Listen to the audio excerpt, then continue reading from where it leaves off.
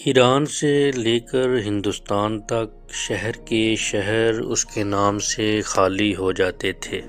کھوپڑیوں کے مینار، لاشوں سے بھرے میدان اور خوف کی ایسی مثال جو آج بھی جنگی کتابوں میں پڑھائی جاتی ہے۔ وہ شخص تھا تیمور لنگ، لیکن کیا وہ صرف ایک خونخوار قاتل تھا یا تاریخ کا سب سے خطرناک دماغ؟ 14ویں صدی کی دنیا انتشار، بغاوت اور کمزور سلطنتوں سے بھری ہوئی تھی۔ منگول سلطنت ٹوٹ چکی تھی، ہر طرف چھوٹی چھوٹی ریاستیں ایک دوسرے سے برسر پیکار تھیں۔ ایسے وقت میں ایک شخص ابھرا جس نے خوف کو قانون بنا دیا۔ تیمور صرف تلوار والا فاتح نہیں تھا، وہ انسانوں کی نفسیات پڑھنا جانتا تھا۔ وہ جانتا تھا انسان جسم سے پہلے دل سے ہارتا ہے، خوف تلوار سے زیادہ تیز ہوتا ہے۔ اسی لیے وہ پہلے افواہیں پھیلاتا، پھر ایک شہر کو مثال بناتا اور باقی خود جھک جاتے۔ یہ حکمت عملی آج بھی جدید جنگوں میں زندہ ہے۔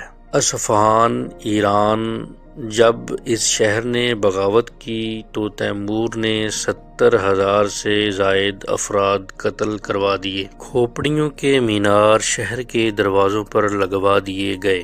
بغداد، ایک وقت علم کا مرکز، چند دن میں موت کی علامت بن گیا۔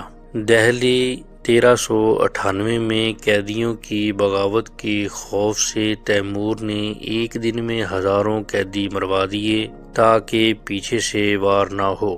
یہ شفاقی نہیں بلکہ سرد جنگی فیصلہ تھا۔ اس نے کھوپڑیوں کے مینار بنا دیے۔ یہ تھے خاموش دم کی بغیر لڑے فتح کے رستے۔ جب اگلا شہر یہ مینار دیکھتا تو دروازے خود کھول دیے جاتے۔ یہی وجہ ہے کہ تیمور نے کم فوج سے وسیع سلطنت کھڑی کی۔ مذہب، انصاف اور تضاد، یہاں تاریخ الجھ جاتی ہے۔ تیمور لنگ قرآن کا حافظ تھا، علماء کا احترام کرتا تھا، مساجد اور مدارس بنواتا تھا، لیکن بغاوت پر رحم نہیں کرتا تھا، اجتماعی قتل کو جائز سمجھتا تھا۔ یہی تضاد اسے عام ظالم سے الگ کرتا ہے۔ موت اور انجام۔ تیمور چین فتح کرنے نکلا مگر راستے میں بیمار پڑ گیا اور 1405 میں مر گیا۔